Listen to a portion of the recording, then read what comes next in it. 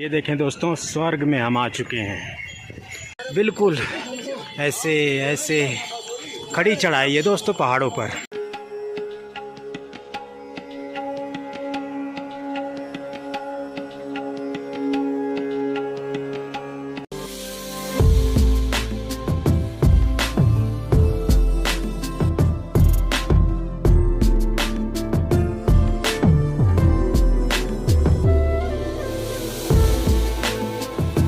ये भगवान के होने के ही प्रमाण है दोस्तों। जी हाँ, ये भगवान का दिव्य चमत्कार है ये भीमशिला। वो सामने देखें, एक टूरिस्ट बैठ करके प्रकृति का आनंद ले रहे हैं।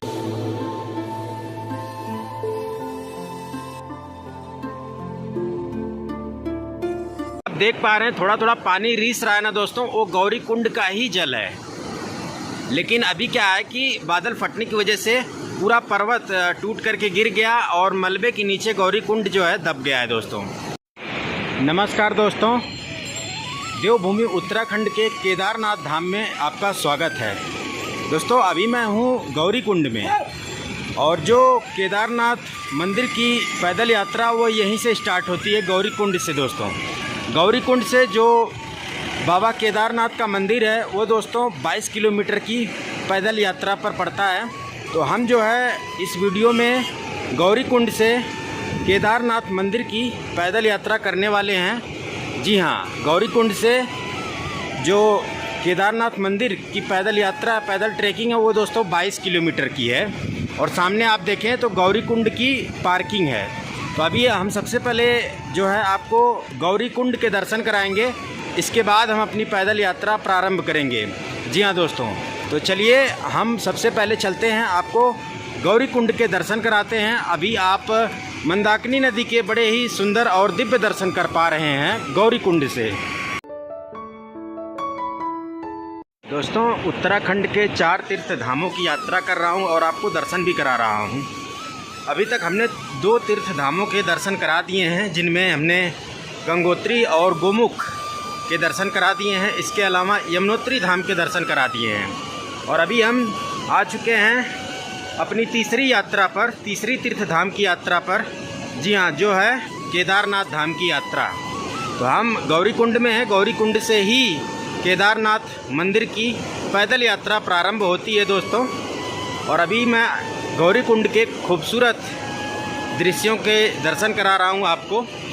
उत्तराखंड के 4 तीर्थ धामों में जो सबसे कठिन यात्रा होती है ना दोस्तों, वह केदारनाथ धाम की यात्रा होती है। जी हाँ, भगवान भोलेनाथ के धाम केदारनाथ धाम की यात्रा सबसे ज़्यादा कठिन होती है, क्योंकि केदारनाथ धाम की जो पैदल यात्रा है ना वो यहीं गौरी कुंड से होती है।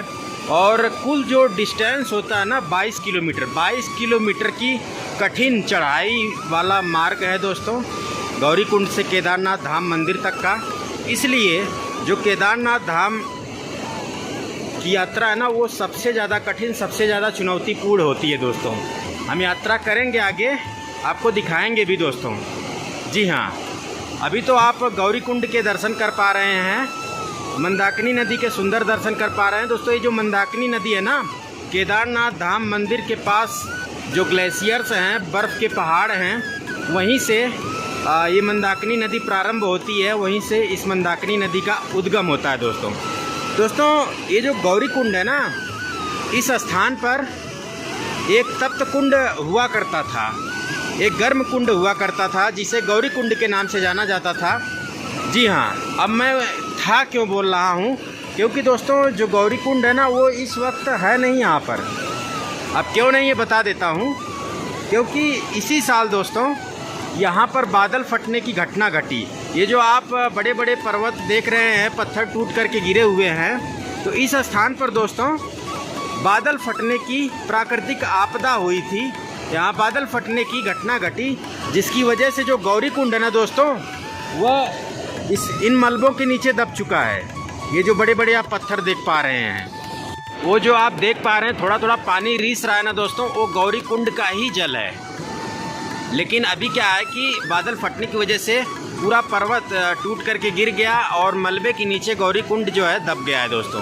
यहाँ पूछने पर पता चला कि अगली साल जो है जब यात्रा प्रारंभ होगी तब जो है पुनः जो है इस गौरी कुंड को यहाँ से खोद करके निकाला जाएगा, यहाँ से मलबा वगैरह हटाया जाएगा, तो पुनः यहाँ पे गौरी कुंड के हम दर्शन कर पाएंगे।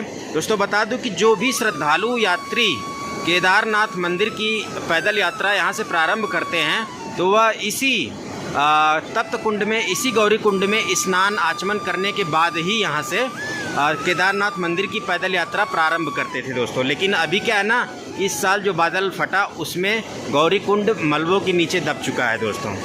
और एक जो मैं बात इस वीडियो के माध्यम से बताना चाहता हूँ, शासन प्रशासन मंदिर समिति सभी तक यह बात पहुँचाना चाहता हूँ दोस्तों कि यहाँ पे गंदगी, कुछ इस प्रकार की गंदगी की जा रही है दोस्तों कि बताने में भी शर्म आ रही है। ये आप इस साइड देखें, मैं दिखा तो नहीं सकता वीडियो में, लेकिन गंदगी बहुत ही कह सकते हैं ना, यहाँ पे ना इस स्तर की गंदगी की गई है दोस्तों कि क्या ही बताऊँ। बाकी सोनप्रयाग में जहाँ पे सोन नदी और इस मंदाकिनी नदी का संगम होता है वहाँ पर भी बहुत ही मतलब निंदनीय काम होता है दोस्तों। मतलब वहाँ पे भी बहुत ही बुरे स्तर की गंदगी की जा रही है।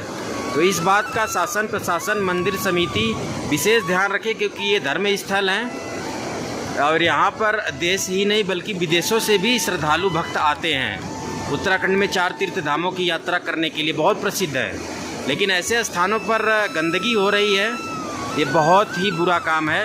क्योंकि इन गंदगी को देखने के बाद ना दोस्तों बिल्कुल एक जो मन है ना विचलित हो जा रहा है। तो यहाँ पर इन सभी चीज़ों पे रोक लगनी चाहिए, मैं समझता हूँ। बाकी आप दर्शन कर पा रहे हैं इस वक्त मंदाकिनी नदी के गौरी कुंड से। दोस्तों अब जो है हम अपनी यात्रा यहाँ से आगे की तरफ केदारनाथ मंदिर की तरफ प्रारंभ करने जा रहे हैं। पैदल यात्रा केदारनाथ भगवान भोलेनाथ का एक प्रसिद्ध धाम है, एक प्रसिद्ध मंदिर है जो कि 12 ज्योतिर्लिंगों में से एक है। और केदारनाथ धाम की जो पैदल यात्रा है वो सबसे ज़्यादा चुनौतीपूर्ण होती है दोस्तों, और साथ ही साथ मोस्ट डिफ़िकल्ट ट्रैक के अंतर्गत आता है दोस्तों। बाकी देर न करते हुए अभी दोस्तों बगल में ही माता गौरी का मंदिर है, मंदिर में हम आपको चल कर के दर्शन कराते हैं। दोस्तों इस स्थान पे जो गौरी कुंड था ना, बताते हैं कि इसी स्थान पर माता गौरी ने तपस्या की थी। ये माता गौरी की तपभूमि है।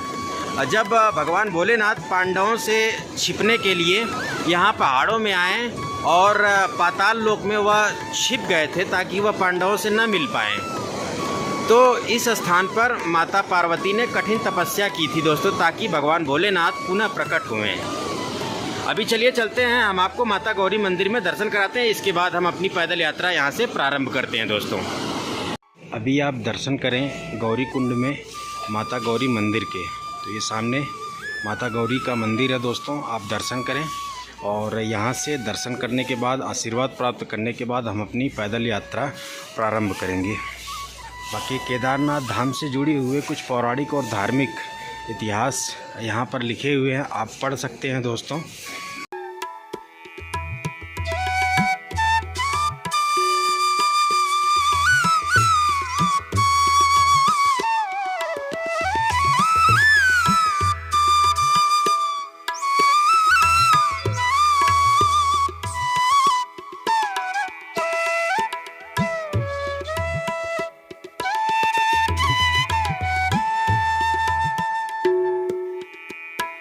माता गौरी मंदिर के दिव्य दर्शन करने के बाद अब हम जो है केदारनाथ मंदिर की पैदल यात्रा प्रारंभ करने जा रहे हैं दोस्तों।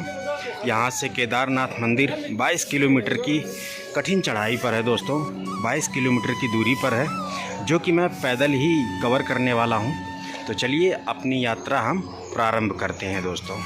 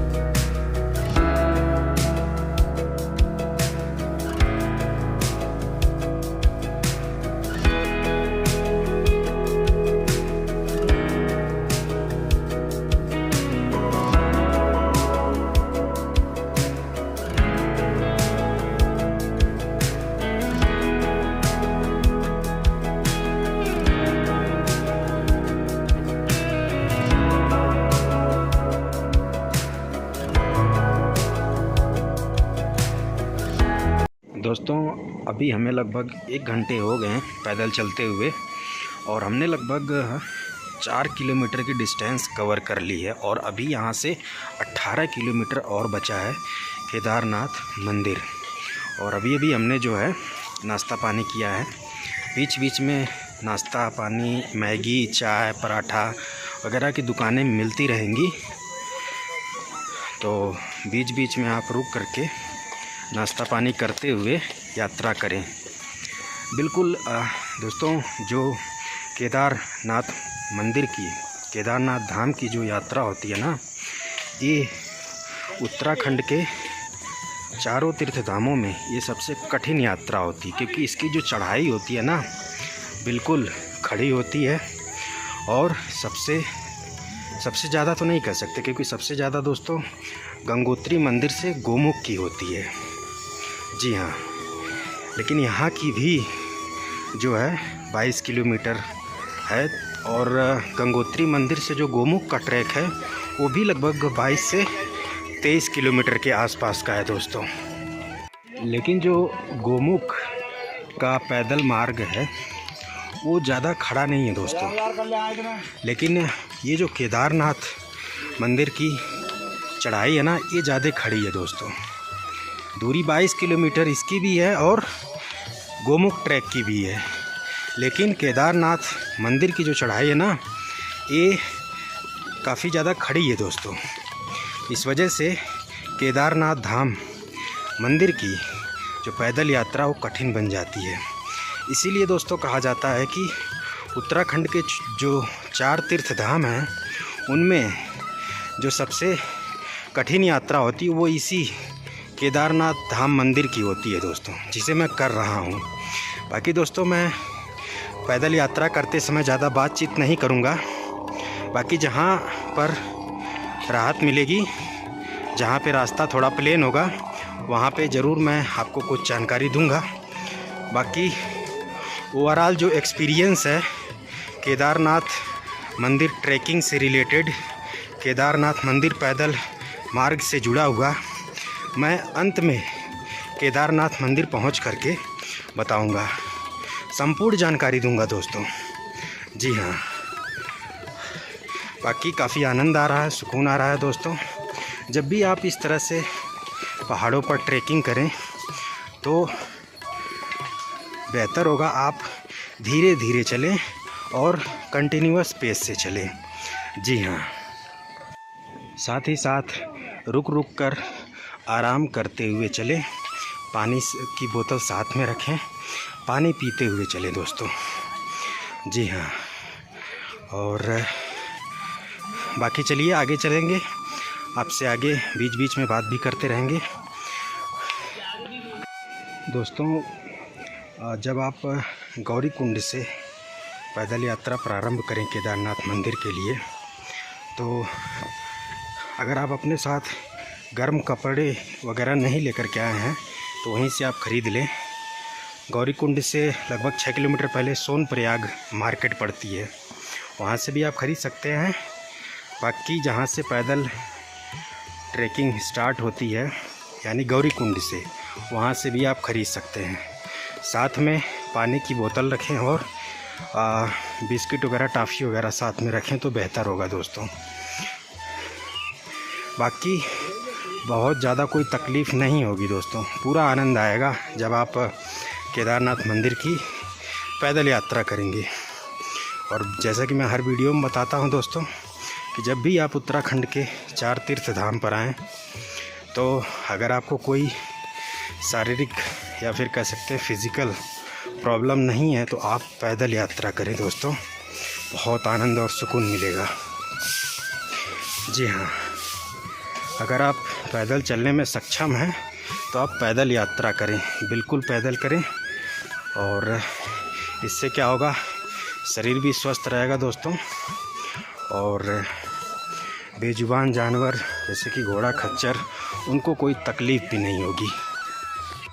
अगर आप वृद्ध हो चुके हैं, चलने फिरने में नाकाम हैं, तो आप यहाँ पे घोड़ा, खच्चर, पालकी, पिट्ठू की सुविधा का लाभ उठा सकते हैं दोस्तों। बाकी अगर आप सक्षम हैं तो मैं आपसे यही कहूँगा, आप पैदल यात्रा करें। उत्तराखंड देवभूमि में आया हुआ हूँ दोस्तों। चारों तीर्थ धामों की यात्रा कर रहा हूँ, आपको दर्शन करा रहा हूँ। केदारनाथ धाम के दर्शन से पहले हमने जो है गंगोत्री धाम और गोमुख, जहाँ से माँ गंगा का उद्गम होता है, के दर्शन कराएं।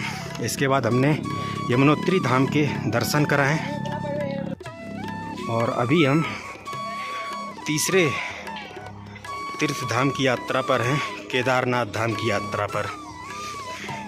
जी हाँ दोस्तों, वीडियो में आप अंत तक बने रहिएगा मित्रों।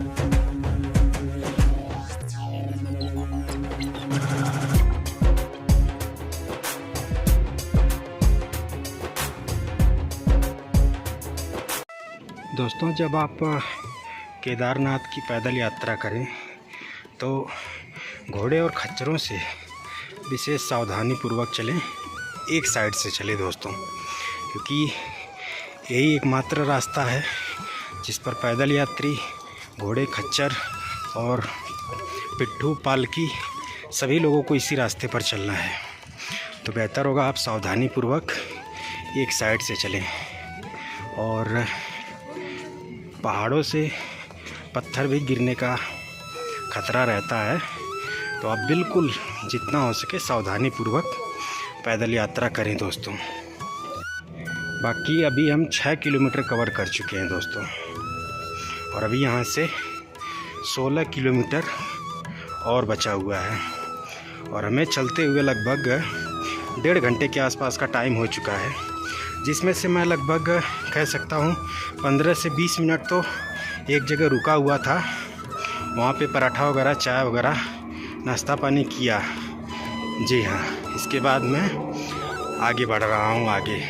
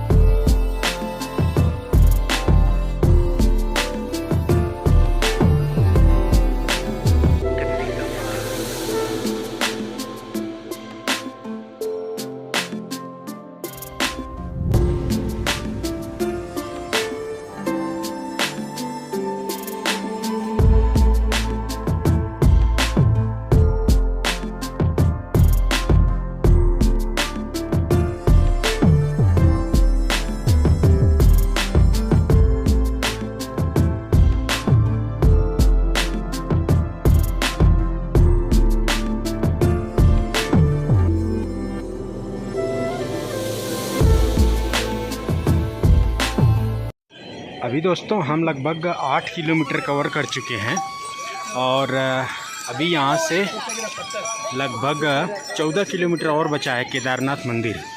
और यहाँ से अब हमें रिवर क्रॉसिंग, यानी वो जो सामने आप पुल देख रहे हैं, उस पुल से हम जो है मंदाकिनी नदी को क्रॉस करेंगे, पार करेंगे। इसके बाद रास्ता आप देखें, बिल्कुल ऐसे ऐसे चढ़ाई वाला रास्ता है दोस्तों, ये देखें। इसीलिए केदारनाथ मंदिर की जो पैदल यात्रा होती है काफ़ी कठिन मानी जाती है। देखें ऐसे ऐसे रास्ता गया हुआ है, ऐसे ऐसे पहाड़ों पर बिल्कुल खड़ी चढ़ाई है दोस्तों। ये देखें आप, बिल्कुल ऐसे ऊपर तक चढ़ाई करते हुए आगे जाना है दोस्तों। और यहाँ से खूबसूरत केदारनाथ मंदिर के बर्फीली पहाड़ियों के दृश्य आप देख पा रहे हैं दोस्तों। ये जो पुल वाला मार्ग मैं आपको दिखा रहा था, ये वाला रास्ता, ये जो आप देख, ये दोस्तों घोड़ा और खच्चर वालों के लिए है। ये आप देखें, जी हाँ, थोड़ा सा यहाँ से अब आराम मिल जाएगा दोस्तों, क्योंकि हम लोग के लिए, पैदल यात्रियों के लिए ये वाला मार्ग बना हुआ है। तो ये मार्ग बिल्कुल सिंपल है, लगभग प्लेन है दोस्तों। इस मार्ग पर आगे चलेंगे तो बिल्कुल आगे आप देखें तो वहाँ से हमको मंदाकिनी नदी को क्रॉस करना पड़ेगा, उस पार होना होगा। इसके बाद हमें सीधा ऊपर पहाड़ी पर चढ़ाई करना होगा। बाकी ये जो पुल वाला मार्ग है, ये घोड़ा और खच्चर वालों के लिए है दोस्तों। अगर इस पर भी पैदल मार्ग वाले चलते ना तो काफ़ी मुश्किल हो जाता, क्योंकि ये बिल्कुल खड़ी चढ़ाई वाला रास्ता है। ये देखें आप, ऐसे ऐसे करते हुए फिर ऊपर जा रहे हैं, ऐसे ऐसे करते हुए ऊपर से मार्ग बना हुआ है। आप देखें तो ये बिल्कुल खड़ी चढ़ाई वाला रास्ता है। तो यहाँ से थोड़ा सा सुकून मिलेगा, क्योंकि दोस्तों काफ़ी दिक्कत हो रही थी पैदल यात्रा करते हुए, क्योंकि साथ में घोड़े खच्चर भी चल रहे हैं ना, तो सावधानी बरतनी पड़ रही है।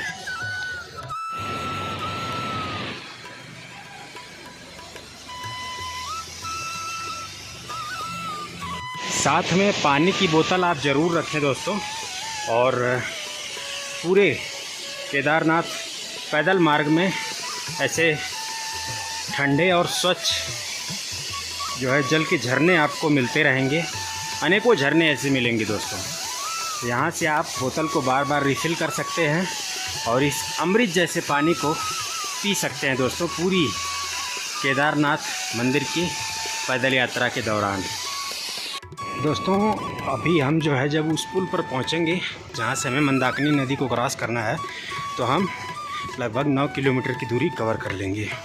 एक बात और बता दूं दोस्तों, जो रियल में गौरीकुंड से केदारनाथ मंदिर की पैदल यात्रा है, या फिर कह लें कि गौरीकुंड से जो केदारनाथ मंदिर की दूरी है वो 22 किलोमीटर की है दोस्तों। जी हाँ, रियल में 22 किलोमीटर की चढ़ाई होती है, पैदल यात्रा होती है गौरीकुंड से केदारनाथ मंदिर तक की। लेकिन यहाँ पर जो आपको पैदल मार्ग में बोर्ड लगे हुए मिलेंगे, वो दोस्तों रियल डिस्टेंस नहीं बताते, क्योंकि वो पुराने वाले बोर्ड हैं। जब गौरीकुंड से केदारनाथ मंदिर की पैदल यात्रा लगभग 14 किलोमीटर की हुआ करती थी, 14 या 15 किलोमीटर की, तो उस टाइम के बोर्ड यहाँ लगे हुए हैं दोस्तों। जी हाँ, जैसा कि हम सभी जानते हैं 2013 में केदारनाथ धाम में प्राकृतिक आपदा आई थी, बादल फटा था दोस्तों।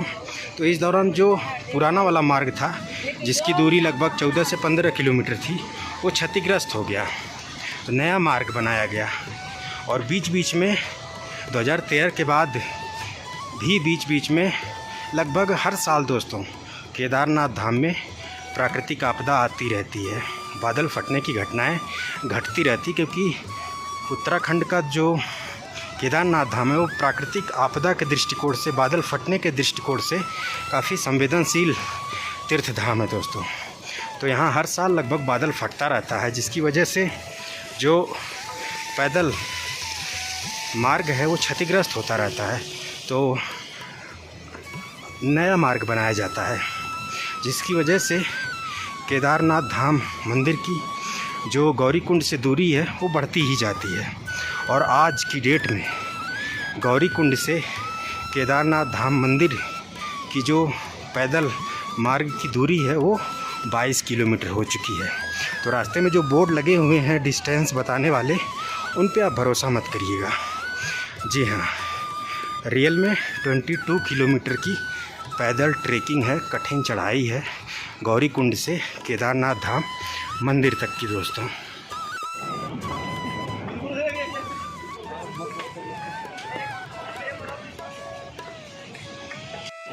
अभी आप मंदाकिनी नदी के बड़े ही सुंदर दर्शन करें। ये मंदाकिनी नदी के दर्शन आप कर पा रहे हैं। मंदाकिनी नदी का उद्गम जो है वो दोस्तों केदारनाथ ग्लेशियर से होता है। केदारनाथ मंदिर के पास से जो बर्फ़ के पहाड़ हैं, बर्फीले पहाड़ हैं, या फिर यूँ कह लें बाबा केदारनाथ मंदिर के बिल्कुल बर्फीली पहाड़ियों की घाटी से इस पवित्र मंदाकिनी नदी का उद्गम होता है दोस्तों, ओरिजिन होता है, जिसके आप दिव्य दर्शन कर रहे हैं। जब हम उस पुल को क्रॉस करेंगे तो वहाँ से बिल्कुल आप नज़दीक से मंदाकिनी नदी के दिव्य एवं अलौकिक दर्शन कर पाएंगे दोस्तों। इसके बाद नदी पार करके हमको बिल्कुल सीधा ऊपर चढ़ाई करते हुए आगे बढ़ना है दोस्तों। तब जा कर के हम आपको भगवान भोलेनाथ के पवित्र एवं प्रसिद्ध धाम 12 ज्योतिर्लिंगों में से एक बाबा केदारनाथ मंदिर के दर्शन करा पाएंगे आपको।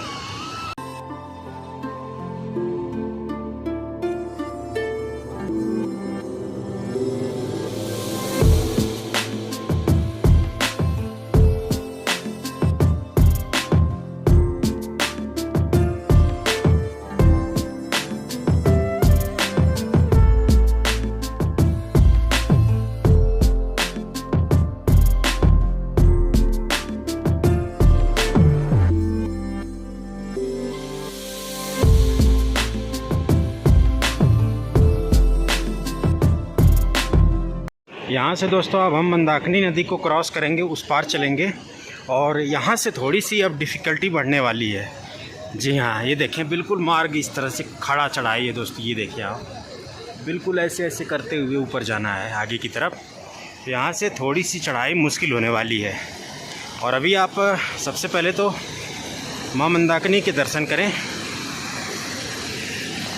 यहाँ पे काफ़ी तेज़ शोर के साथ, गर्जना के साथ माँ मंदाकिनी प्रवाहित हो रही, ये दर्शन करें आप।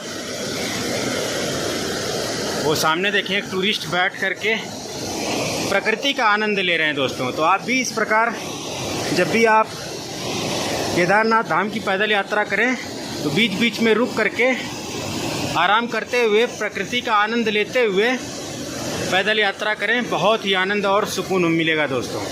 और अभी हमें यहाँ से आगे जाना है दोस्तों। वो जो बर्फ़ के पहाड़ आप देख रहे हैं, उसी के पास बाबा केदारनाथ, भगवान भोलेनाथ, केदारनाथ मंदिर, केदारनाथ धाम विराजमान है दोस्तों, जिसके मैं इस वीडियो में आज आपको संपूर्ण दर्शन कराऊंगा दोस्तों। हम अगर बीच में मार्ग प्लेन मिला तो यहीं पर हम आपको बाबा केदारनाथ या फिर कह सकते केदारनाथ धाम मंदिर से जुड़ी हुई पौराणिक और धार्मिक जो इतिहास है, जो पौराणिक धार्मिक कथा है वो बताऊंगा। नहीं तो जब हम केदारनाथ धाम मंदिर पहुंच जाएंगे वहां पर बताऊंगा। तो संपूर्ण जानकारी दूंगा दोस्तों, पैदल मार्ग से जुड़ा हुआ और साथ ही साथ केदारनाथ धाम से जुड़ा हुआ संपूर्ण जानकारी इस वीडियो में मिलेगी आपको।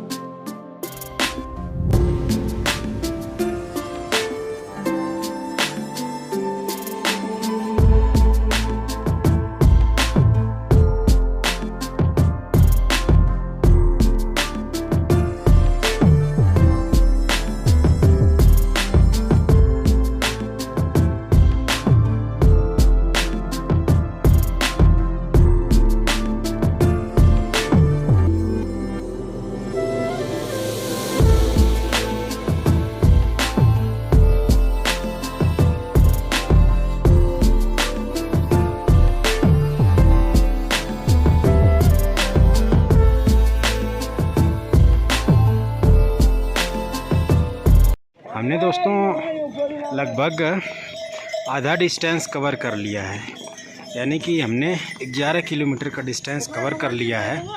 और हमने अभी तक 3 घंटे पैदल यात्रा की। इस दौरान हमने 11 किलोमीटर, 11 से 12 किलोमीटर कह सकते हैं दोस्तों, कवर कर चुके हैं। और रास्ता देखें, जैसे जैसे आगे चल रहे हैं वैसे वैसे रास्ता कठिन होता जा रहा है दोस्तों। देखें आप, बिल्कुल ऐसे ऐसे ऐसे ऐसे घूमते हुए पूरा चढ़ाई है दोस्तों, खड़ी चढ़ाई बिल्कुल। इसीलिए दोस्तों 4 धामों में केदारनाथ धाम की जो पैदल यात्रा है वो सबसे ज़्यादा कठिन होती है। रास्ता आप एक बार यहाँ से देखें, बिल्कुल ऐसे ऐसे खड़ी चढ़ाई है दोस्तों पहाड़ों पर। लेकिन दोस्तों एक बात और है, जैसे जैसे हम आगे बढ़ रहे हैं रास्ता तो कठिन हो रहा है, लेकिन दृश्य बहुत ही शानदार देखने को मिल रहे हैं। ये देखें आप, इस मार्ग को देखें दोस्तों। जब आप मंदाकिनी नदी को क्रॉस कर जाते हैं ना, उसके बाद से टोटल खड़ी चढ़ाई वाले रास्ते मिलने शुरू हो जाते हैं, जैसा कि आप देख पा रहे हैं। वैसे मेरी स्पीड अभी ठीक ठाक है। हमने 3 घंटे में लगभग 12 किलोमीटर का डिस्टेंस कवर किया, यानी आधा डिस्टेंस।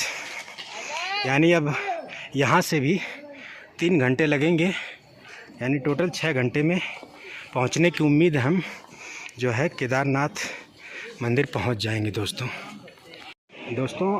अभी आप ये जो दृश्य देख रहे हैं ये बादल फटने की वजह से हुआ है।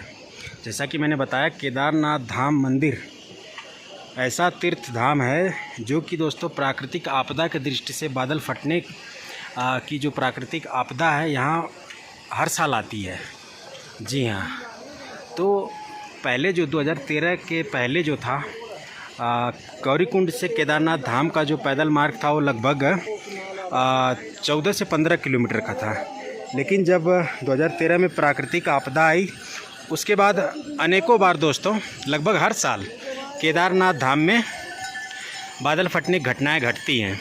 तो इस तरह से पूरा जो पहाड़ है नीचे गिर जाता है दोस्तों, बादल फटता है। एक बार में इतना अधिक जल गिरता है एक जगह पे, जिससे पूरा पर्वत टूट जाता है दोस्तों और नदी के माध्यम से होते हुए बह जाता है।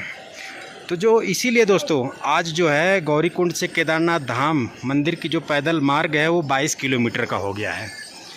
नहीं तो आप अगर देखें, पहले जो मार्ग रहा होगा बिल्कुल यहाँ से रहा होगा इस तरह से, लेकिन जब यहाँ से बादल फटा और पूरा पहाड़ कट करके नीचे आ गया तो मार्ग को कुछ इस प्रकार से घुमा करके ऊपर से बनाना पड़ा।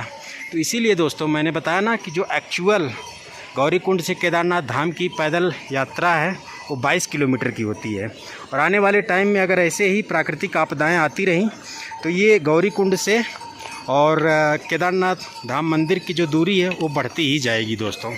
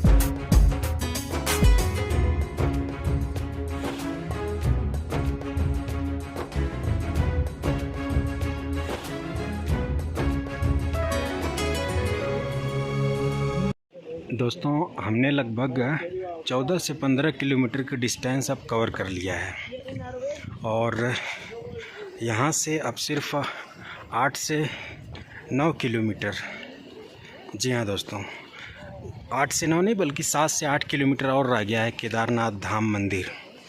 और जैसे जैसे अब हम आगे बढ़ रहे हैं, दृश्य बिल्कुल स्वर्ग जैसे देखने को मिल रहे हैं दोस्तों। जी हाँ, बहुत ही खूबसूरत व्यू हैं और बहुत ही सुकून का एहसास हो रहा है इस वक्त दोस्तों। जी हाँ, चढ़ाई बिल्कुल कठिन है और रास्ते थोड़े से जटिल हैं, दुर्गम है दोस्तों बाबा केदारनाथ मंदिर तक पहुंचने के लिए। लेकिन दोस्तों जो नज़ारे हैं ना, वो बिल्कुल स्वर्ग जैसे हैं। जी हाँ, आपको ज़रा सी भी थकान नहीं महसूस होगी दोस्तों, क्योंकि सामने बिल्कुल स्वर्ग जैसे नज़ारे, स्वर्ग जैसे दृश्य आपका इंतज़ार कर रहे हैं।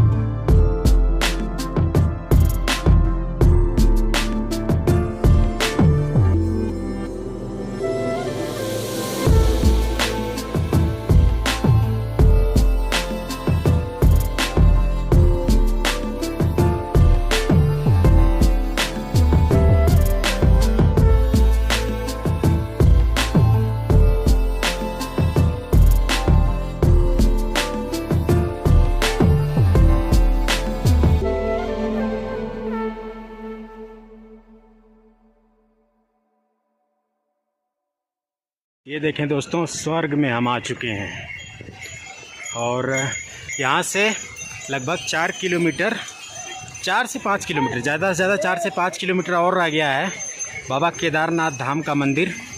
और खूबसूरत नज़ारे दोस्तों, स्वर्ग में हैं दोस्तों इस वक्त हम। स्वर्ग जैसा सुकून, स्वर्ग जैसे दृश्य हैं यहाँ पर। ये देखें, खूबसूरत झरनों के दृश्य और पहाड़ों पर अब धीरे धीरे बादल लगने लगे हैं दोस्तों, बादल छाने लगे हैं। अपने आप में बहुत ही दिव्य और अलौकिक दर्शन करा पा रहा हूँ इस वक्त मैं आपको केदारनाथ धाम, केदारनाथ मंदिर के खूबसूरत पहाड़ियों के। ये देखें आप, अद्भुत दर्शन है दोस्तों। ये देखें, चारों तरफ के दर्शन आप करें, क्या नज़ारे हैं दोस्तों। चारों तरफ स्वर्ग जैसी सुंदर पहाड़ियों के आप इस वक्त दर्शन कर पा रहे हैं केदारनाथ धाम में। दोस्तों इन दृश्यों को देखने के बाद सारी थकान दूर हो चुकी है और 4 से 5 किलोमीटर और आगे हम चलेंगे तो बाबा केदारनाथ के दर्शन करा पाएंगे आपको। जी हाँ, और बड़े ही सुंदर दृश्यों के दर्शन हो पा रहे हैं दोस्तों इस वक्त बाबा केदारनाथ धाम की खूबसूरत पहाड़ियों के।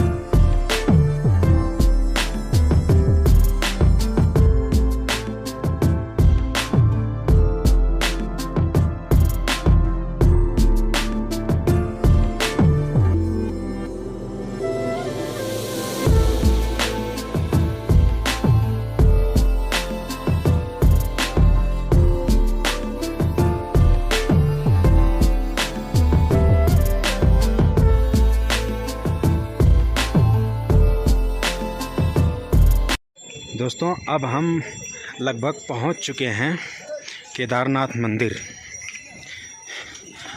जो आखिरी चढ़ाई है ना, वो सामने आप देख पा रहे हैं। वो जो ऊपर सामने आप पहाड़ी देख रहे हैं, वही हमारी जो है सबसे कह सकते हैं लास्ट हर्डल है। उस पर जब चढ़ जाएंगे तो इसके बाद वहाँ से हमें लगभग 1 से 1.5 किलोमीटर बिल्कुल प्लेन चलना होगा। जी हाँ दोस्तों, अब हम पहुँच चुके हैं। जी हाँ दोस्तों, अब हमने जितनी भी कठिनाई थी उसे पार कर लिया है। और सामने जो आप देख पा रहे हैं, कुछ देर पहले आपने देखा होगा कि बिल्कुल बर्फ़ीले पहाड़ों के दृश्य दिखाई दे रहे थे, लेकिन बर्फ़ीले पहाड़ जो हैं पूरी तरह से बादलों ने उनको ढक लिया है दोस्तों। ये जो आप देख पा रहे हैं, पूरा जो बर्फ़ के पहाड़ कुछ देर पहले दिख रहे थे ना दोस्तों, वो पूरी तरह से बादलों में विलुप्त हो गए हैं। नहीं तो बड़ा ही सुंदर दृश्य यहाँ से दिखाई दे रहा था। अभी आपको मैं दिखाऊं तो चारों तरफ जो पहाड़ी है ना, उन पे बादल छा गए हैं।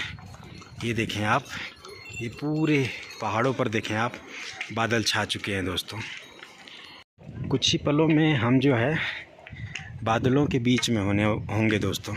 बिल्कुल बादलों के बीच में हम हो जाएंगे जैसे ही हम इस पहाड़ी को पार करेंगे।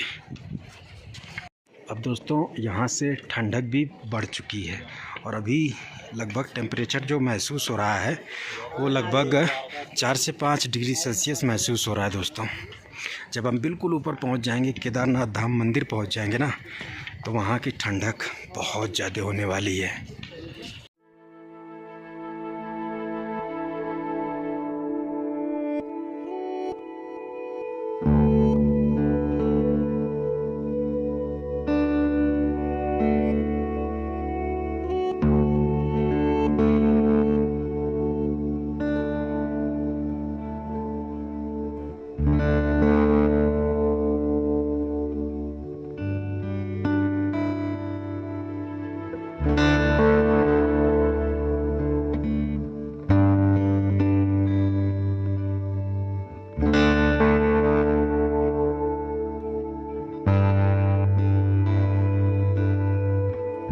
फाइनली दोस्तों हम पहुंच चुके हैं श्री केदारनाथ धाम मंदिर। अभी आप दर्शन करें दोस्तों केदारनाथ मंदिर के दिव्य दर्शन हैं।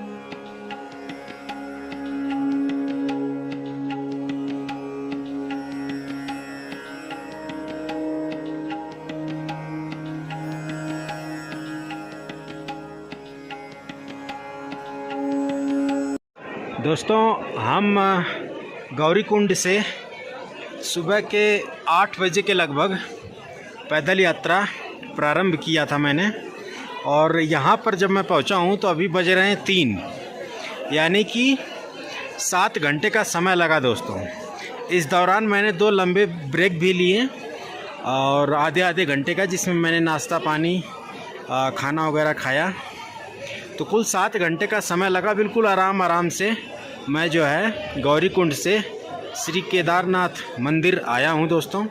और अभी आप भोले बाबा के दिव्य मंदिर के दर्शन कर रहे हैं दोस्तों। श्री केदारनाथ धाम मंदिर के दर्शन कर पा रहे हैं। जी हाँ दोस्तों बता दूं आपको कि इधर चारों तरफ खूबसूरत बर्फीली पहाड़ियों के दृश्य कुछ देर पहले दिखाई दे रहे थे, लेकिन जो है ना कहते हैं कि बादलों की धुंध में पूरी तरह से जो यहाँ के चारों तरफ के सुंदर दृश्य हैं वो गायब हो चुके हैं। तो अभी मैं दोस्तों यहाँ स्टे भी करूँगा और सुबह के टाइम वेट करूँगा। जब बिल्कुल व्यू क्लियर होगा तो मैं जो है आपको दर्शन कराऊँगा चारों तरफ के खूबसूरत वादियों के। और ये है सामने भोले बाबा का मंदिर, श्री केदारनाथ धाम मंदिर।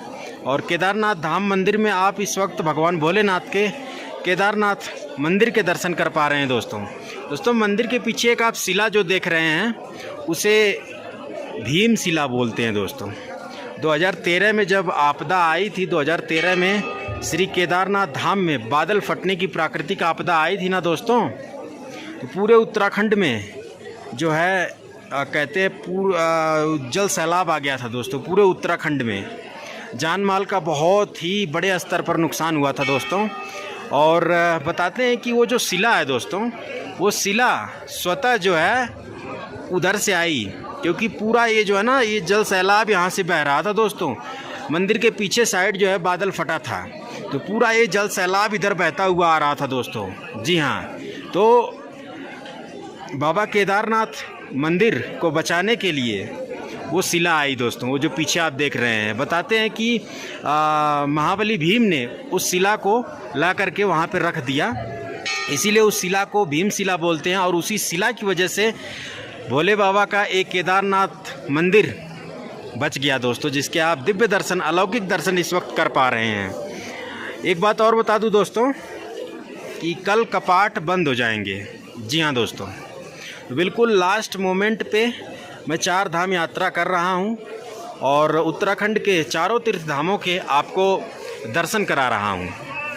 बाकी दोस्तों मैं कल सुबह भी शूट करूँगा, चारों तरफ के खूबसूरत बर्फीली पहाड़ियों के दृश्य दिखाऊंगा। बिल्कुल इस वक्त हम स्वर्ग में हैं दोस्तों।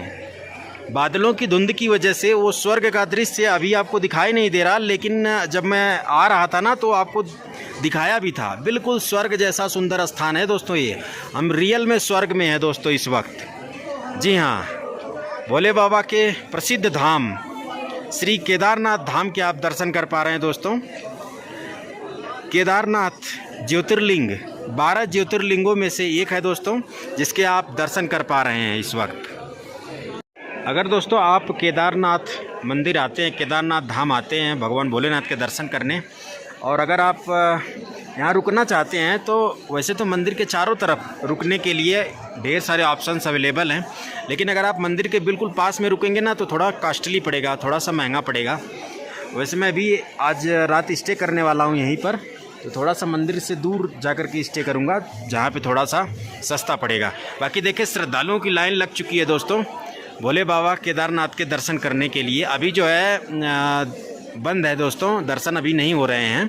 तो अभी जो है गेट खुलेगा, कपाट खुलेगा, तो ये सभी जो आप श्रद्धालु देख रहे हैं ये दर्शन करेंगे। आज अंतिम दिन है दोस्तों। जी हाँ, आज अंतिम दिन है बाबा केदारनाथ भगवान भोलेनाथ के दर्शन करने के लिए, क्योंकि कल सुबह लगभग 8 से 9 बजे के आसपास कपाट बंद हो जाएंगे और बाबा केदारनाथ की डोली नीचे चली जाएगी। दोस्तों यही वो शिला है जिसे भीम शिला के नाम से जाना जाता है। इसी शिला ने 2013 की प्राकृतिक आपदा में केदारनाथ मंदिर को बचाया था। जो भी श्रद्धालु भक्त केदारनाथ धाम दर्शन करने के लिए आते हैं तो इस शिला की पूजा आराधना ज़रूर करते हैं दोस्तों, जैसा कि आप देख भी पा रहे हैं।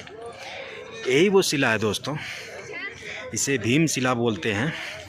और बिल्कुल मंदिर के पीछे साइड में आकर के ये शिला यहाँ स्थापित हो गई थी दोस्तों, जिससे भगवान भोलेनाथ का प्रसिद्ध धाम केदारनाथ धाम बच गया था दोस्तों। नहीं तो 2013 की जो प्राकृतिक आपदा थी ना, कि ये बैक साइड में दोस्तों बादल फटा था और पूरा जो है मलबा जल बहते हुए इधर आ रहा था दोस्तों, इस तरफ इधर से जा रहा था नीचे की तरफ। तो इसी शिला ने यहाँ आ कर के स्थापित हो गई और जो पानी का वेग था उसे रोक दिया दोस्तों। ये देखें आप, जिसकी वजह से आज हम बाबा केदारनाथ के धाम बाबा केदारनाथ के मंदिर के दर्शन कर पा रहे हैं। इसे भीम शिला बोलते हैं। बताते हैं कि महाबली भीम ने इस शिला को ला करके यहाँ पर रख दिया ताकि भगवान भोलेनाथ यहीं पर विराजमान रहें। दोस्तों बहुत ही दिव्य दर्शन है दोस्तों इस वक्त बाबा केदारनाथ धाम के, भगवान भोलेनाथ के केदारनाथ धाम मंदिर के, और साथ ही साथ इस भीम शिला के दोनों कोनों पर ये देखें बड़े ही सुंदर तरीके से बड़े ही विशालकाय त्रिशूल लगे हुए हैं दोस्तों, जिसके आप इस वक्त दर्शन कर पा रहे हैं।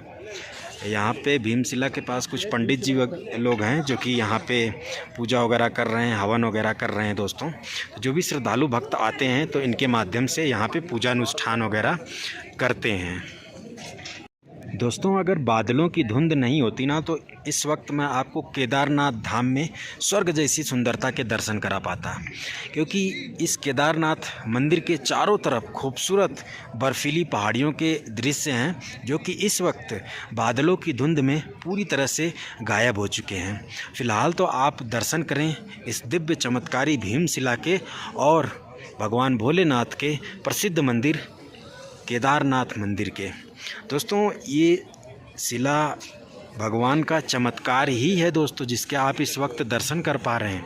2013 में भीषण प्राकृतिक आपदा केदारनाथ धाम में आई थी। लगातार यहाँ बादल फट रहे थे, पूरे उत्तराखंड में जल सैलाब था दोस्तों।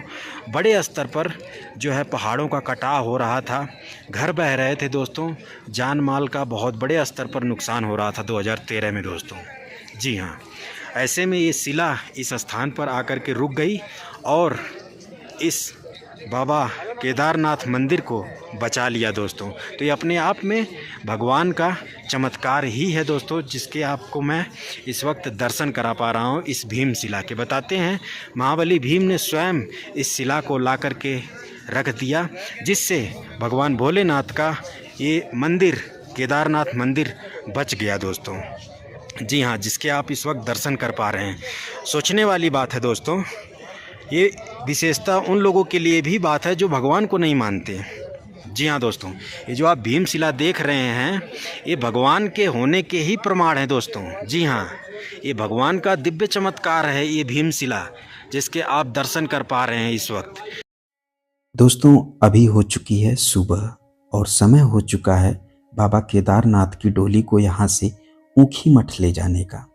आज बाबा केदारनाथ अपने इस मंदिर को छोड़कर ऊखी मठ चले जाएंगे और केदारनाथ धाम के कपाट 6 महीने के लिए बंद हो जाएंगे, क्योंकि शीतकाल में 6 महीने तक केदारनाथ धाम बर्फ की चादर ओढ़ लेता है। शीतकाल में बाबा केदारनाथ अपने भक्तों को ऊखी मठ में दर्शन देते हैं।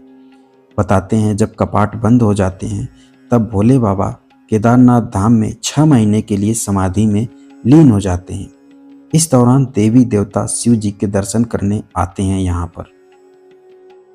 दोस्तों केदारनाथ धाम पहुँचने के लिए आप हरिद्वार या ऋषिकेश या देहरादून बाई ट्रेन या बाई बस पहुँच सकते हैं। फिर वहाँ से बाई बस या शेयरिंग टैक्सी या कैब से सोनप्रयाग आना होता है, क्योंकि गाड़ी आपको सोनप्रयाग में ही उतार देती है। सोनप्रयाग गौरीकुंड से 6 किलोमीटर पहले ही पड़ता है। फिर आपको सोनप्रयाग से शेयरिंग टैक्सी से 50 रुपये देकर गौरीकुंड पहुंचना होता है। इसके बाद 22 किलोमीटर पैदल चलकर यहाँ तक आना होता है बाबा केदारनाथ के दर्शन करने के लिए। मित्रों आइए अब जानते हैं केदारनाथ धाम की पौराणिक कथा। दोस्तों महाभारत युद्ध में जब पांडवों ने कौरवों को पराजित कर उनका वध कर डाला तो इस बात से शिव जी पांडवों से काफ़ी नाराज हो गए, क्योंकि महाभारत युद्ध खून के संबंधों के बीच लड़ा गया। कौरव और पांडव चचेरे भाई थे। कौरव अधर्मी और अन्यायी थे, अतः पांडवों ने मजबूरन कौरवों का वध किया।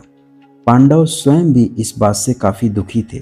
बेशक वे युद्ध में विजयी हुए, पांडवों पर भाई हत्या का पाप लग गया। इस पाप से मुक्त शिव जी ही कर सकते थे और शिव जी ही स्वर्ग का रास्ता पांडवों को दिखा सकते थे। ऋषि मुनियों और श्री कृष्ण की सलाह पर पांडव शिव जी से मिलने काशी बनारस चल पड़े, क्योंकि भगवान भोलेनाथ का जो सबसे प्रथम और प्राचीन निवास स्थान था वह काशी बनारस ही था। जैसे ही शिव जी को यह बात पता चली तो शिव जी काशी बनारस से भागकर उत्तराखंड के हिमालय में आकर छिपकर गुप्त तरीके से समाधि में लीन हो गए, क्योंकि वह पांडवों से नहीं मिलना चाहते थे। लेकिन पांडव ढूंढते ढूंढते वहां भी पहुंच गए। जैसे ही शिव जी ने पांडवों को देखा तो नंदी बैल का रूप बदलकर भागना चाहा। तभी पांडवों ने पहचान लिया और शिव जी को रोकने के लिए नंदी बैल की पूंछ पकड़कर अपनी तरफ रोकने लगे। तभी नंदी बैल ने अपना सिर जमीन में धंसाया और पाताल लोक में गुप्त यानी गायब विलीन हो गया। उस स्थान को आज गुप्त काशी के नाम से जाना जाता है, जो कि सोनप्रयाग से लगभग 22 किलोमीटर पहले ही पड़ता है। पांडव दुखी हुए, कई सालों तक शिव जी को ढूंढा, वे नहीं मिले। तब पांडवों को एहसास हुआ कि शिव जी काफी नाराज हैं, हमें कठिन तपस्या करना होगा शिव जी को प्रसन्न करने के लिए। पांडव उत्तराखंड के हिमालय में 5 अलग अलग जगहों पर तप करने लगे। पांडवों की तपस्या से प्रसन्न होकर शिव जी ने नंदी बैल के 5 अलग अलग शरीर के हिस्सों के रूप में प्रकट होकर पांडवों को दर्शन दिए। इस स्थान पर नंदी बैल का कुबड़ वाला हिस्सा प्रकट हुआ, जिसे केदारनाथ धाम के नाम से जाना जाता है। जहां पर भुजा वाला हिस्सा प्रकट हुआ उसे तुंगनाथ के नाम से, जहां मध्य यानी नाभि वाला हिस्सा प्रकट हुआ उसे मध्य महेश्वर, जहां सिर वाला हिस्सा प्रकट हुआ उसे कल्पेश्वर, जहां चेहरे वाला हिस्सा प्रकट हुआ उसे रुद्रनाथ के नाम से जाना जाता है। इस प्रकार शिव जी के उत्तराखंड में 5 पावन धाम हैं, जिन्हें पंच केदार कहते हैं। सबसे पहले कुबड़ वाला भाग प्रकट हुआ, इसलिए केदारनाथ धाम पंच केदार में सबसे ज्यादा प्रसिद्ध धाम है भगवान भोलेनाथ का। तो कुछ इस प्रकार शिव जी ने पांडवों को दर्शन दिया, उन्हें आशीर्वाद दिया और उनके लिए स्वर्ग जाने का मार्ग प्रशस्त किया और पांडव स्वर्ग चले गए। दोस्तों, पांडवों को काफ़ी ज़्यादा मेहनत करनी पड़ी, काफ़ी तपस्या करनी पड़ी भगवान भोलेनाथ को प्रसन्न करने के लिए। और ये जो शिला आप देख रहे हैं इसे भीम शिला कहते हैं। इसी शिला की वजह से 2013 की त्रासदी में भगवान भोलेनाथ का ये धाम बच गया था। दोस्तों, बाकी वीडियो अच्छी लगी हो तो लाइक करिए।